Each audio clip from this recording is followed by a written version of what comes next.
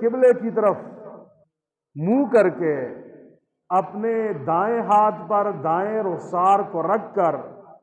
سونا، اس میں فائدہ کیا ہے؟ ایک فائدہ یہ ہے کہ جب آپ دائیں کروٹ لیٹیں گے، دائیں ہاتھ پر اپنا سر رکھیں گے، قبلے کی طرف منہ کر کے لیٹیں گے، تو آپ کا دل اوپر لٹکا ہوا ہوگا،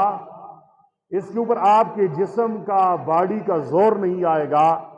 اور آپ کو رات کو ڈراونے خواب نہیں آئیں گے، آپ کا بلڈ پریشر ہائی نہیں ہوگا، اور آپ کے اوپر ہارٹ اٹیک کے حملے نہیں ہوں گے۔ حضور کی سنت ہے، اور ایک سنت کے اندر اندر کتنے زیادہ ہمارے جسمانی بیماریوں کے فائدے بھی ہیں۔ قبلے کی طرف رخ کر کے دائیں ہاتھ پر سر رکھ کر لیٹنے میں ایک حکمت اور بھی ہے۔ یہ حالت، یہ کیفیت موت کی یاد دلاتی ہے کہ جب ہم میت کو دفناتے ہیں تو میت کا چہرہ بھی قبلے کی طرف کرتے ہیں۔ جب آپ ہر رات کو اپنا چہرہ قبلے کی طرف کر کے دائیں کروٹ پہ لیٹیں گے، چہرہ قبلے کی طرف ہوگا، آپ کی یہ پوزیشن، یہ حالت، یہ آپ کو آپ کی قبر کی یاد دلائے گی کہ آج آپ اس بستر پہ لیٹے ہوئے ہو، اس بستر کو آپ بستر نہ سمجھیے، اسے اپنی قبر سمجھیے، اور جس نیند کو آپ نیند سمجھے ہو، یہ نیند نہیں ہے، یہ نیند موت کی بہن ہے۔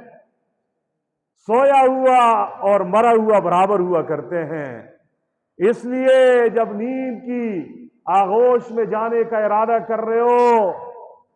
تو اپنے دل و دماغ کو بیدار کر کے سویا کرو، اپنے اللہ کو منوا کر سویا کرو، توبہ کر کے سویا کرو، اپنے وجود کو گناہوں سے پاک کر کے سویا کرو